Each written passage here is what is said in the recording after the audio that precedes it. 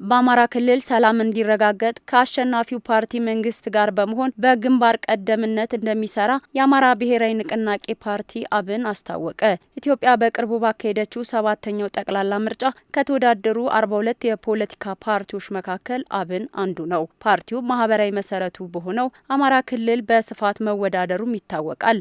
በምርጫው 2 የክልል ምክር ቤትና 6 የህዝብ ተወካዮች ምክር ቤት መቀመጫ ወንበሮችንም አሸንፏል። ከኤንቢሲ ኢትዮጵያ ጋር ቆይታ ያደረጉትና ፓርቲውን ወክለው በክልሉ በኩታበር የምርጫ ክልል የተወዳደሩት የፓርቲው የስራ አስፈጻሚ አባል የሱፍ ኢብራሂም ከቅድመ ምርጫ ጀምሮ በሂደቱ ላይ ያላቸውን ግምገማም አጋርተውናል። ቅድመ ምርጫው አንደኛ ከሀገር አቀፍ ደረጃ የተለያዩ የፖለቲካ ምልከታዎች የነበሩበት በዋናነት ደግሞ ምርጫው አይካሄድም የሚሉ ኃይሎች በከፍተኛ ደረጃ የተንቀሳቀሱበት በሀሳብም በተግባርም ምርጫውን ለማደናቀፍ የተንቀሳቀሱበት ሁኔታ ነበር። ይሄ በአማራ ክልል ብቻ የተገደበ አልነበረም። በኦሮሚያ ክልልም በተለያየ ቦታም ምርጫውን ለማስተጓጎል ከፍተኛ ጥረት ተደርጓል። በሁለተኛ ደረጃ ደግሞ ማህበረሰቡ ይሄ ነገር እንዳይሳካ በሰፊው እንደውም በጣም በሚገርም ሁኔታ ከ6ኛው ሀገር አቀፍ ምርጫ ወደ 7ኛው ሀገር አቀፍ ምርጫ ያለው ሽግግር የህዝብ ቁጥር መጨመሩ እንደተጠበቀ ሆኖ በርካታ ሚሊዮን ህዝብ ቁጥር ነው የጨመረውና የመራጩ ቁጥር ይቀንሳል የሚል ግምት ነበረ በሰፊው። በተጨማሪ ሰላማዊ በሆኑ ቀጠናዎች ላይ በአንጻራዊነት የቅስቀሳ ስራዎችንም ሰርተናል። ሙሉ በሙሉ አስቻይ ያልሆነ ሁኔታ ይፈጠራል የሚል ግምትም ስለነበር እሱን ተቋቁመን በምንችላቸው አካባቢዎች በምንወዳደርባቸው አካባቢዎች የቅስቀሳ ስራ ለመስራት ጥረት አድርገናል። በተወዳደሩበት የኩታበር ምርጫ ክልል ታጣቂዎች ሂደቱን ለማደናቀፍ ሙከራ ሲያደርጉ እንደነበረ የጠቀሱት የሱፍ ህዝቡ በጠመንጃ አንገዛም ብሎ በካርዱ መሪው መምረጡን በቦታው ሆነው የታዘቡት እውነታ መሆኑን ለጣቢያችን ገልጸዋል። የታጣቂ ቡድኑ ህልም ውጤታማ እንዳልነበረ በመግለጽ ምርጫው ላይ ህዝቡ ያሳየው ቁርጠኝነትም አስደናቂ ነበር ብለዋል። በተለይኛ በምንወዳደር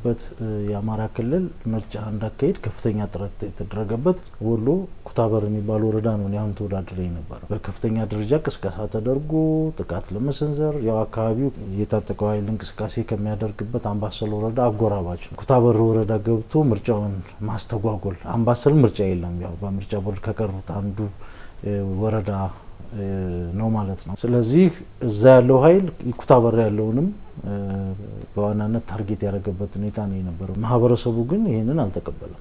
በሰፊ ደረጃ በጠመንጃ ስር ሆኜ ልተዳደር አልችልም፣ ካርድ አውጥቼ በምርጫ አሳተፋለሁ በሚል በከፍተኛ ደረጃ ማህበረሰቡ ተንቀሳቅሶ ምርጫ የተከናወነበት ሁኔታ ነው ያየነው። የማስተጓጎል ስራዎች ተከናውነዋል፣ ግን ውጤታማ አልነበሩ። ሞት ሪፖርት ምናምን አልነበረም።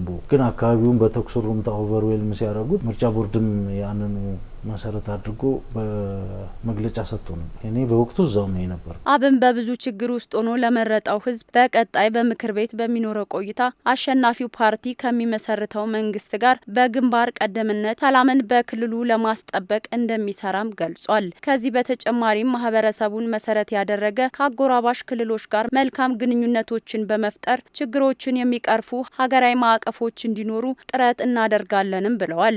ለዚህም ምርጫው ድምጽ የሚያሰሙ በት መድረክ እንደፈጠረላቸው ገልጸዋል። ግንባር ቀደም ስራችን ይሄ ነው የሚሆነው።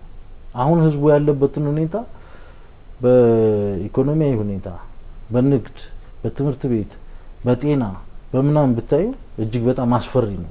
ህዝብ ኮላፕስ ሊያደርግ ይችላል። በነገራችን ላይ ይሄንን ይሁንታ የወሰደ አካል ዝም ብሎ ፎር ግራንትድ ተኝቼ 5 አመት በተደጋጋሚ እንደዚህ አይነት እድል ላይኖር ይችላል።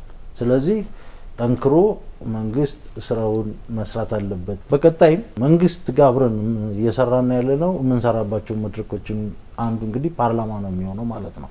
ሁሉም ነገር ሰላም ላይ ነው የሚመሰረተው። ሰላምኛ እንደ አንድ ፖሊሲ አይደለም የምናየው። ሰላም የፖሊሲዎች ሁሉ ንጣፍ ሆኖ ነው የሚያገለግለው ብለን ነው የምናምነው። የአማራ ብሔራዊ ንቅናቄ አብን የክልሉ ሰላም የሚረጋገጠው ጠመንጃ በያዙ ኃይሎች ሳይሆን በብሔራዊ ምክክርና እርቅ ነው የሚል አቋም እንዳለውም የፓርቲው የስራ አስፈጻሚ አባል የሱፍ ኢብራሂም በአጽንኦት ገልጸዋል።